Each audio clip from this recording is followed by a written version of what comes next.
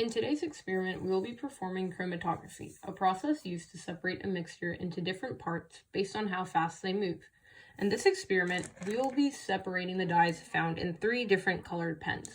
The chromatography process is made up of 2 phases, stationary and mobile.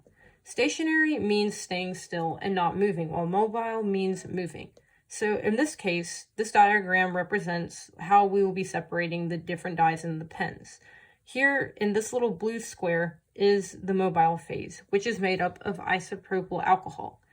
In the stationary phase, we have a coffee filter, which can be seen right here. So in order to separate the different colors of dyes, we're going to mark for each circle here a different colored dye. And then we're going to place it in a cup and fill it just a little bit with the isopropyl alcohol. As the coffee filter comes into contact with the alcohol, it'll slowly absorb and cause the different colored dyes to separate and move up all the way towards the top of the coffee filter. But what exactly is the science behind the color separation process? Well, first we need to understand the term polarity. Polarity occurs when charges in a molecule are not shared equally. So, for example, let's take a look at a water molecule. Here we have 1 oxygen atom and 2 hydrogen atoms. The oxygen atom normally has a negative charge, while the 2 hydrogen atoms both carry positive charges. This uneven balance in charges causes the molecule to be polar. So how does polarity relate to chromatography? Well, the alcohol that we'll be using is nonpolar, so it only makes sense that the dye that separates the most will also be nonpolar, because things that are similar will dissolve each other. So if alcohol is nonpolar, therefore it'll dissolve something similar, another nonpolar substance. Once we separate the dyes, we'll then calculate something called an RF factor. This can be found by taking the distance traveled by the dye and dividing it by the distance traveled by the alcohol. We'll be able to get these 2 measures once we put the dye on the coffee filter paper and let it separate. What's important about a RF value is that a larger RF value means the dye is less polar because it doesn't stick to the coffee filter very well. The materials you'll need for this experiment is some tape, a plastic cup, isopropyl alcohol, a ruler, a few colored pens, and some coffee filter paper, and some scissors. So what you're going to do with the coffee filter paper is you're going to cut a long, thin rectangle using your scissors, and you're going to tape it onto a pencil so that it can be placed onto a cup. And what the pencil does is it keeps the little coffee filter paper submerged in the isopropyl alcohol just a little bit, which allows the filter paper to absorb the alcohol. So what you want to do first is take this thin strip of coffee filter paper that you cut and mark a centimeter from the bottom a thin straight line with your pencil and mark 3 separate points for where you're going to mark it with the dye. Next, go ahead and mark the 3 separate dots on the coffee filter paper with the 3 different colored pens. So the colors I'm going to be using are pink, dark blue, and green. And it really doesn't matter what type of pen brand you use. I just happen to have these pens on hand, so I decided to use these. Now, once you mark it with little dots, as you can see, you're going to place it in the plastic cup just to see how deep it goes in there. And then you'll add just enough isopropyl alcohol for the filter paper to just barely touch it. You don't want to submerge the filter paper all the way in the alcohol, otherwise the dyes will just completely dissolve and they won't be able to easily travel up the filter paper.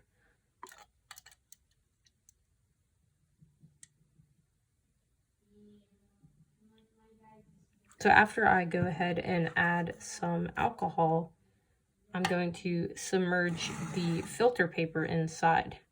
So let me just add a little bit more. And once the tip of it touches the alcohol, you know that's enough. So since it's in there, you just have to wait for the filter paper to absorb the alcohol.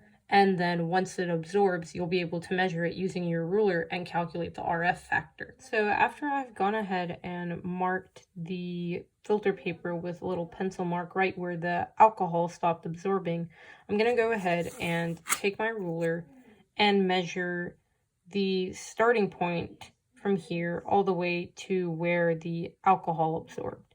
And then that will be used to calculate the RF value. Once I do that, I'll go ahead and measure the distance traveled by each of the 3 dyes. So here was green, here was blue, and here was pink. So as you can see, the green dye actually separated into yellow and blue, so that lets us know that the people who manufacture the pens actually just use yellow and blue dye in order to make green, so it's not a pure green dye.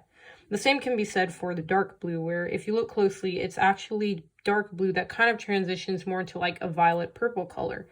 The pink is actually just seems to be mostly pink the whole way, so it seems that the manufacturers actually just use a plain pink dye. So once I go ahead and measure the distance traveled by these dyes, I will use them to calculate the RF value. So for pink, for example, I'll start measuring right here and go all the way to here, and then divide that by the distance that's here to here. And then once I go ahead and do that, I'll show you what it looks like in a table. So I went ahead and calculated all 3 different RF factors for the 3 different dyes.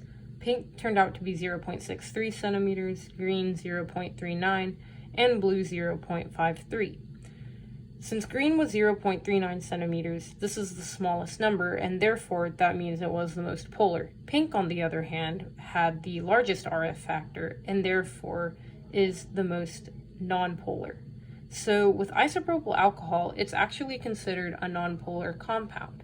So it would make sense that the nonpolar isopropyl alcohol would dissolve the nonpolar pink dye the most, because there's a rule that comes with dissolving different solutions, and that rule would be like dissolves like, which basically is saying that similar things dissolve each other. So since both of these compounds are nonpolar, it's going to make sense that they're going to dissolve the most. And we can clearly see on the coffee filter that pink traveled the most, which therefore means it was dissolved the most and therefore spread out. Green, on the other hand, since it was the smallest, it was the most polar. And so, as we're going by the rule like dissolves like, the non-polar isopropyl alcohol isn't really going to dissolve the polar green dye as much, as can be evidenced here, as it didn't really travel as far as the other 2 dyes.